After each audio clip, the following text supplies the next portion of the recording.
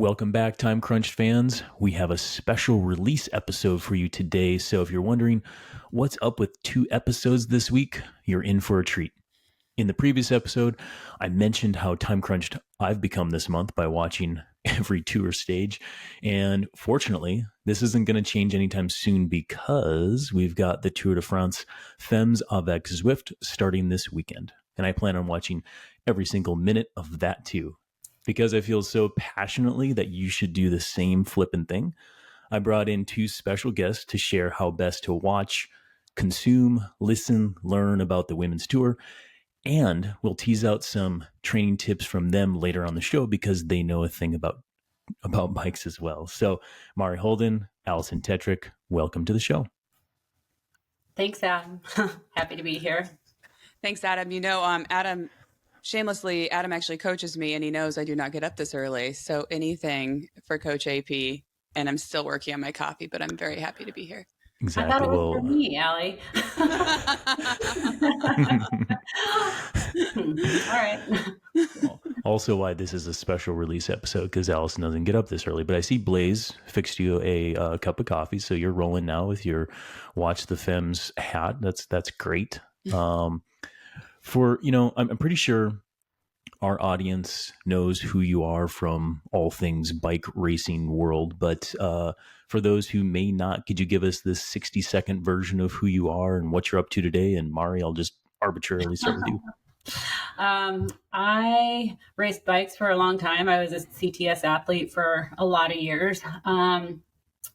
Basically, raced from the early 90s through the mid 2000s. Well, mid 2000, like 2005 or so.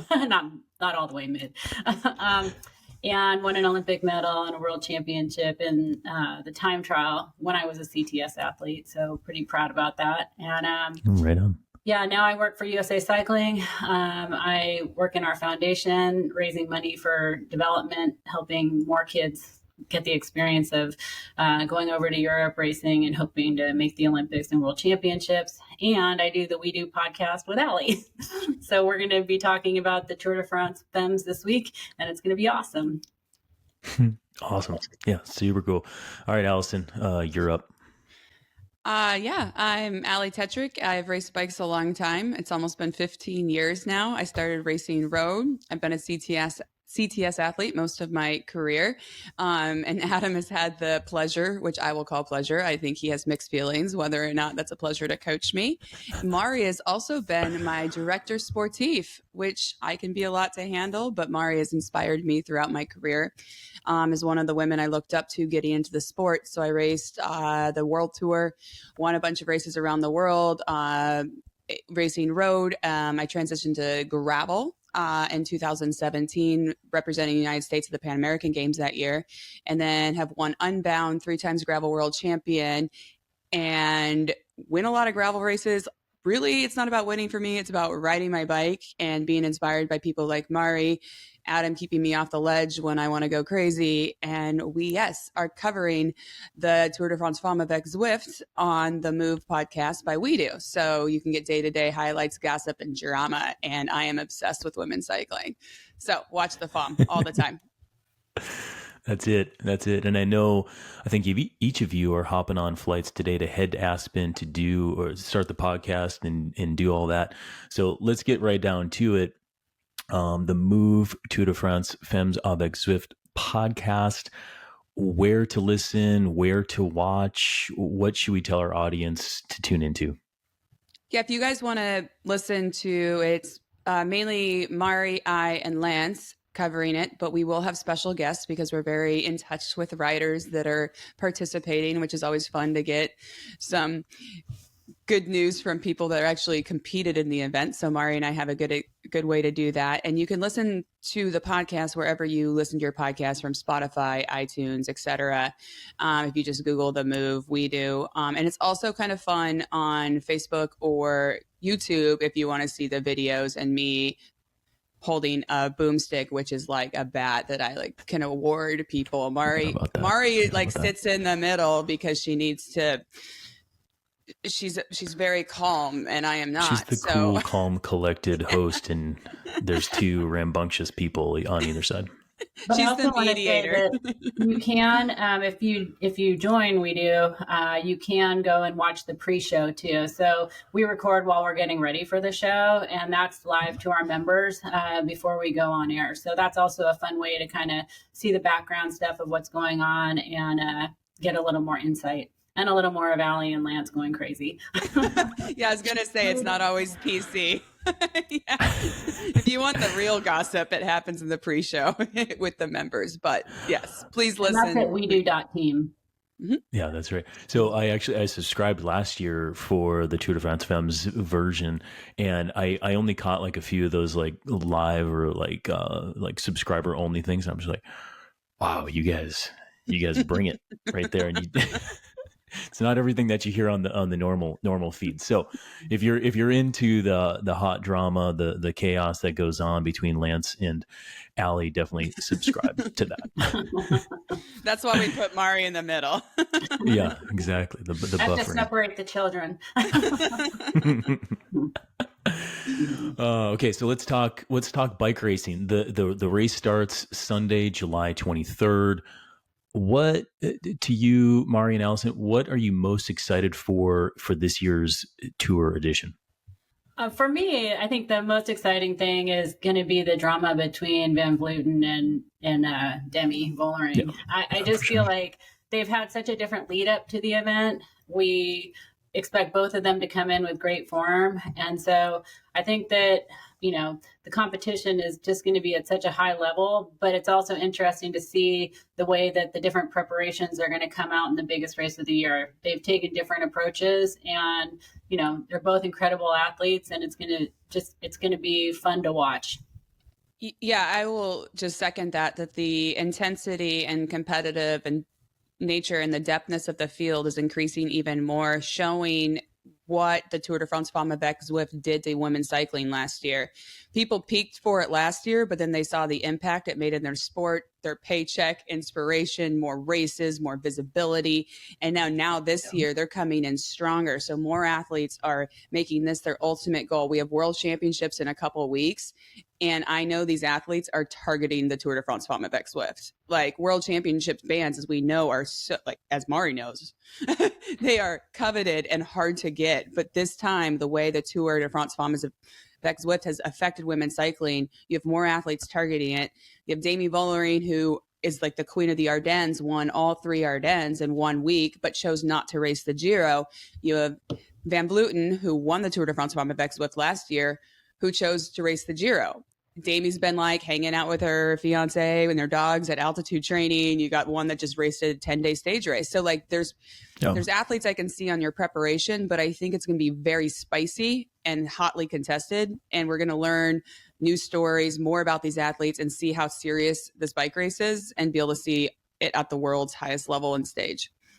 Another interesting thing is that when you have two people who are kind of picked to be the favorites and look to be close, like we're talking about, it also opens opportunities for, while the two of them are looking at each other, for other things to happen in the race. And that's going to make it exciting for us too, because as she's saying, everyone's level is coming up and everybody knows how important a stage win or a high placing in GC means.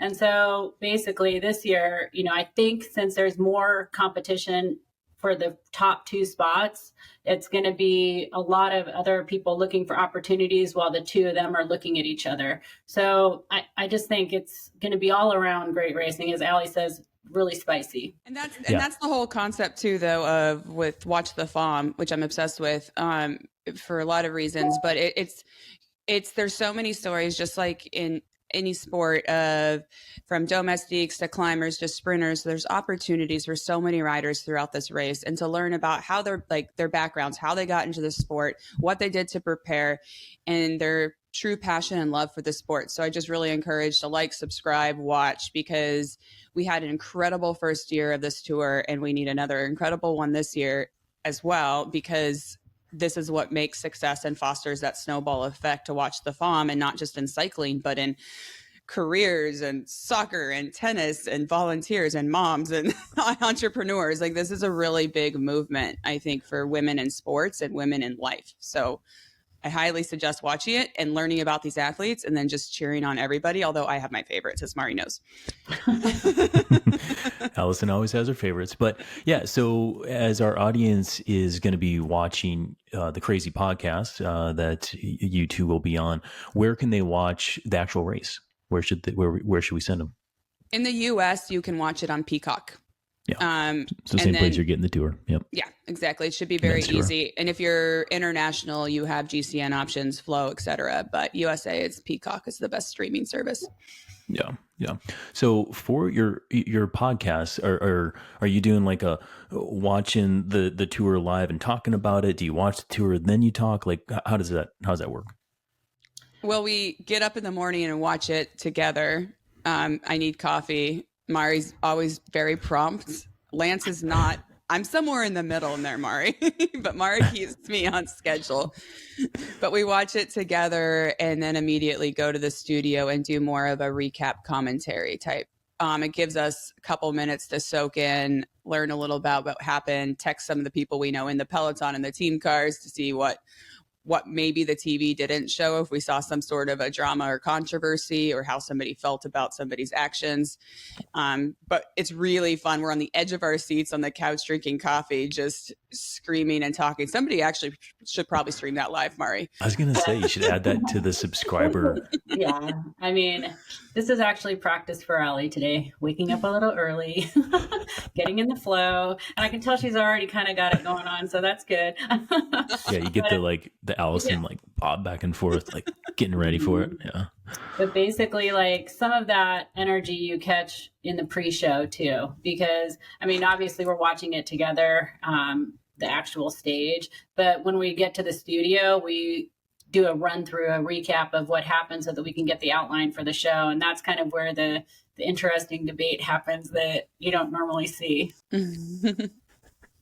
Exactly. So, I'd be remiss to not ask, but I mean, you mentioned Vollering, you mentioned Van Vleuten, top picks for the GC. Any other contenders that we need to keep an eye on for the overall?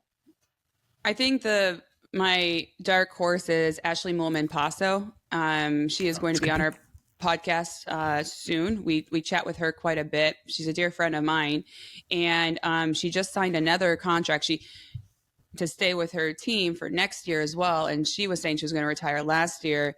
She unfortunately had to pull out of the Tour de France Femmes avec Zwift last year due to illness, but she has just won some big stages, very hilly. She is experienced. She's leading a more development team, but signing that new contract, and she wanted to help be on her preview show, which means she's confident. She did all the recon of the course. So she is one of my dark horses for a very solid GC threat. I just spent a few days in France and got to be with Veronica Ewers of the EF team. And I, last year or over the last couple of years, I guess, just been kind of watching her come up through the ranks.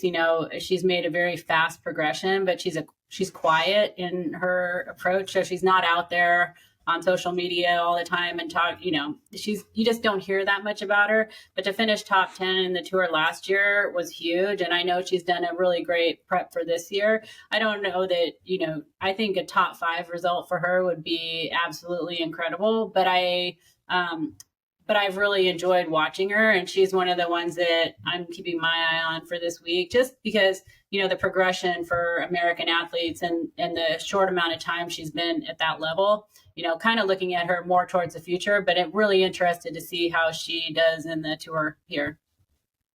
Yeah. Yeah. Very cool. Yeah. I'm super stoked to see it all unfold, and, probably more excited. I'm more excited for this tour than the men's tour, even though the men's tour has also been good. But, so, when you're up there working on the podcast, you can't take the bike out of the cyclist. I know you two will be riding some miles while you're up in Aspen too. But are you like Lance and George, where you're trash talking each other and continually like racing and attacking each other like little boys, or do you keep it more civil out there? Adam, we're women. we're not doing it the way they do it, but we have our own way, and we haven't spent as much time on the mountain bike.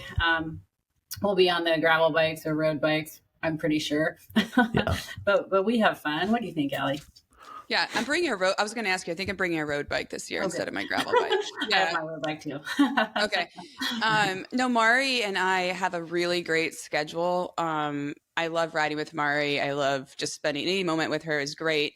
And Aspen being high up in the mountains, we get done with our podcast in the after early afternoon, but rainstorms are going to come in. So we have a window of a couple hours to ride. So we look at the weather, and Mari keeps me on a schedule though. She's like, she drops me off and she's like, get kitted up. I'll be back here in 7 minutes. Yeah. Otherwise I'm going to start playing on Instagram, but thinking of time crunched, we have like 2.5, 3 hours to ride. And we ride every single day. I don't think we missed a day last time. And we ride every day with the time allotted with like rain or whatever, or a thunderstorm that might be dangerous when you get high up. But we just chat and soak in the day. And then, every once in a while we might stop for a little snack and happy hour. That's what I prefer. If Mari lets me, it's up to Mari, but I think we get some really good training in, and it's efficient because we've been up since 5 watching the tour. You get done by like 11 or 12.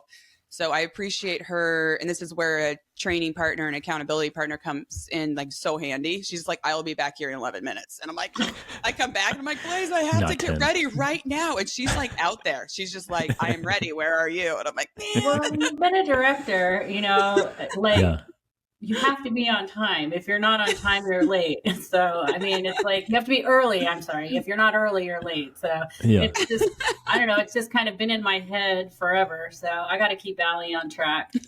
Yeah, well, but it's so helpful. Yeah, it's so helpful. Otherwise, you wouldn't get out there on the ride. But I know the answer to this question, Alison, and I feel like our listeners will probably want to hear too. But this may reflect the intensity that you're doing while you're riding. But I should ask our listeners who saw your recent post: are you healing up well from your most recent crash out there on the bicycle?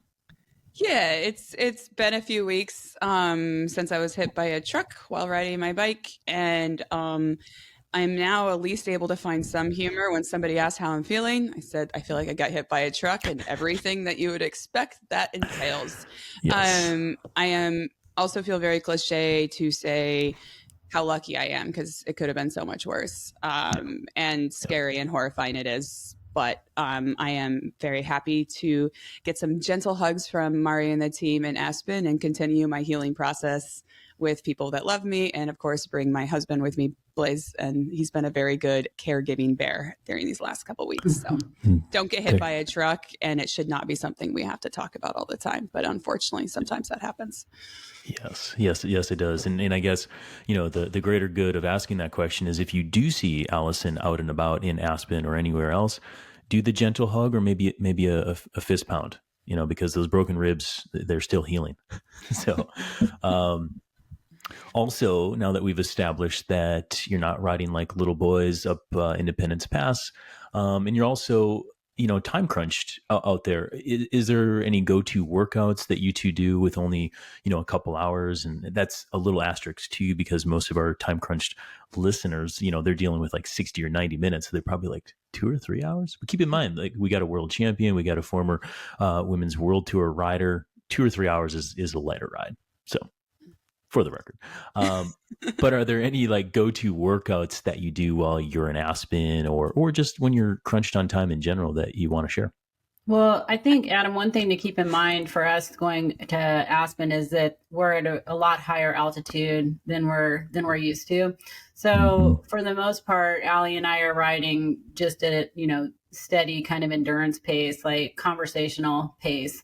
We're not really going out and doing, intervals or super hard workouts. We're kind of doing it for the social aspect and to stay in shape while we're working up there. And we actually start to, get acclimated by the time we're about to leave. But, 8,500 feet's pretty high up there, and it's easy to get, dig a hole for yourself if you decide that you're going to try and go out really hard and, do a hard interval workout every day or something like that to get the most of your time. The most of our time is just spent trying to get used to the altitude, in my opinion. I don't know, Allie, what about you? Yeah, and I think due to where Aspen's located, I am horrible at altitude, and it takes me a long time to acclimate, several weeks. This is like 10 days is not long enough for me to acclimate. However, there are adaptations occurring in your body. So if I ride around zone 2 with Mari, we talk. And it's also fortunate because there's lots of, you can go up Independence Pass, you can go up to Maroon Bell. So it's a lot of climbing, which gives you good opportunity for muscle tension, ride at a really nice pace. And then as soon as the weather turns sour, you can just blast back home. And that's great too. So you're working a lot of climbing. We get a lot of elevation in short distances. And I know from experience that if you dig too deep, or if Mari wants to sprint me for the town limit sign or something, which she has yet to do, which is great, like I will be wrecked for days. So I keep it in that zone 2, just letting my body adapt. But also zone 2 feels like tempo often at that high of altitude. I'm like, Mari, wait, this is hard, Well, and I mean, Allie, I think another thing to keep in mind is with, if you hit, it sounded like you had hit your head in the in your crash too, and when you go to altitude, those kinds of things affect you more with injuries like concussion type injuries. So I think staying within herself and trying to see how things are going is the way we'll probably approach things this week. We need her, mind working well when we're doing our podcast. Need to be sharp. All we want you for is your brain, Allie. Yeah, that's true. Just your brain now. But I think, to our audience, I mean, it's like, listen, like replay that, because I have so many athletes that like go up for an altitude camp, or athletes that maybe take a family trip and they're like, oh, I'm going to lose fitness. I need to like get after it after like a couple of days of being up there. And it's like, no, like, just ride, because the altitude or the decreased partial pressure of oxygen is stressful enough on your body. And even doing that zone 2, like Ali said, is, it takes up the RPE. It's actually more stressful just to lay on the couch at altitude. So let alone ride your bike. Just enjoy the rides while you're up there. If you're taking those trips this summer, and that'll be good. I guess the other thing I'll ask about is, it's freaking hot everywhere right now. It's cooler in Aspen, but how do you guys beat the heat of the sun beating down at altitude? I think one thing also, getting back to altitude and tying it into hydration and heat, is that, staying on top of hydration and recovery when you're at altitude. You may think you're just doing zone 2, but you're actually, as you were saying, really stressing out your body, and need to make sure you're on top of all that. Because as we know, once we start digging that hole, it's hard to come out of. And it'll just make your time at altitude that much better if you can manage it better. And so, but with the heat, I think at altitude, it's even a larger problem because of how dry it is. From a hydration standpoint, is there any like hot tips or special drinks that you two are doing these days for your Aspen journey, or just rocking the pure water? Well, I always use a mix. I like Scratch a lot. That's what I use, but I've used it forever. I always like to just have it in my bottle so that it's not just water. But I find that if I am going longer, which I don't think we're going to be doing, I would alternate a little bit more with some water. But typically just a bottle with mix is good for me. Yeah, I think just a little mixed electrolyte. Also in your normal just bottle that you're carrying around to work, if you can do some of those like goo tabs or something like that, that's helpful, where you're also replenishing. Chapstick. I will remember chapstick this year. Oh, yeah, and sunscreen. And speaking of hydration, Adam, because I think that the listeners need to know, if and when you happen to consume, say, a margarita or something, remember, altitude's different too with that. It's true. And I'm glad you bring it up, because it's a very practical aspect of the athlete's journey. Alcohol does not do anything for you from a performance or nutrition standpoint. However, if you will be imbibing as an athlete, just know it's going to compromise you, and you better hydrate before you get on the bike. So to the electrolyte spiel, like Mari was saying, we're brand neutral here on the podcast, but as long as there's electrolytes and some sugar in your bottle, that's definitely going to help. So definitely do that, whether you're at altitude or sea level, and it's going to help big time. All right, folks. So whether you're at altitude watching the Tour de France Femmes avec Zwift, or you're at sea level stay hydrated, still get your training in. But I think to wrap this thing up, because it's about time for me to go pedal a bike too. And I know you two have some flights coming up. I just want to say, go watch the Tour de France Femmes avec Zwift. Watch every stage. It's more exciting than probably the men's race. And, these two are here on their podcast to guide you along every minute of the action. Mari, Alison, thank you so much for being on the Time Crunch Cyclist podcast today. If you have anything else to add in. We say WTF, watch the FOM. So it's just, it should just be common knowledge, because the more we watch women subscribe, the more women win. And this is a huge movement that should extend from cycling. So use the hashtag, DM me if you want to cap.